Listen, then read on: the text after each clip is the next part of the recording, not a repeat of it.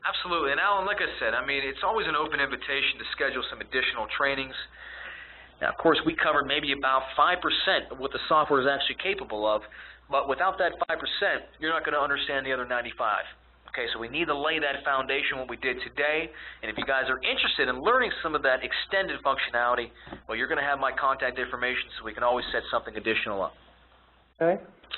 All right, so right now I'm going to open up TurningPoint Anywhere. And you're going to notice TurningPoint Anywhere is a whole lot different, because all we have in TurningPoint Anywhere is this floating show bar. Now, the great thing with TurningPoint Anywhere is that I can pull in any environment. So I don't have to use PowerPoint. I don't have to use anything for that matter, and I can use TurningPoint Anywhere. So let's say that I just want to ask my students a verbal question. Well, I still have that same receiver plugged in. I still have the same response cards.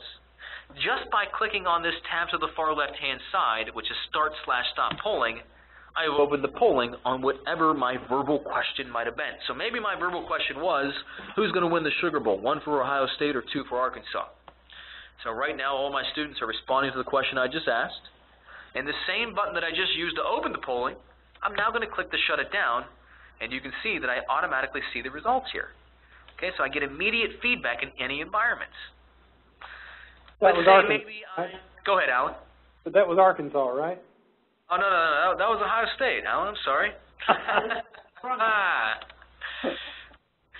I knew I always get a reaction anytime I involve either professional or collegiate sports teams there. Now, notice this. I'm on MSN.com, and maybe I want to ask the question based on consumer recalls of the year. So I ask the question, I open up polling. My students are going to go ahead and respond based on this question.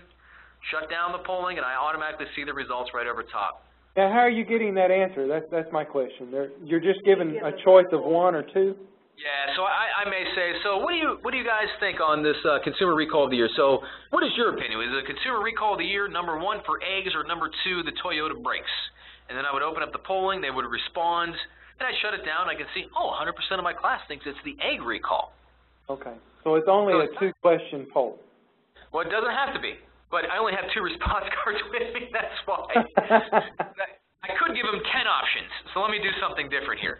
So one of my cards I'm going to press 1, the other one I'm going to press 0, which represents 10. Now there we go. Show that chart again here. So I can see that one person said 1 and the other person said 10. So no, it's just like TurningPoint. You can still have up to 10 responses. Okay. Now, of course, we could spend a whole nother hour going over TurningPoint Anywhere, Alan. I just want to give you guys an introduction to what it's all about. Well, a lot of times they do review on their tests and stuff, and just a verbal review, and they can ask those questions. Absolutely. And they can get an immediate response. It's not anything that's going to report, but it's going to give a response. You're absolutely right. Now, with TurningPoint Anywhere, it actually does have all that same functionality that I just showed you with TurningPoint.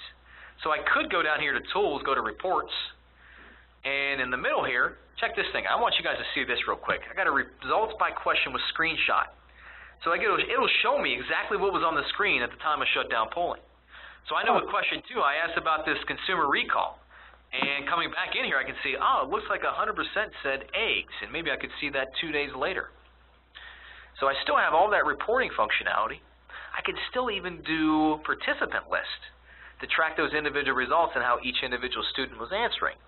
But as we can see, it's not integrated within PowerPoint. And the reason it's not because you're not always using PowerPoint.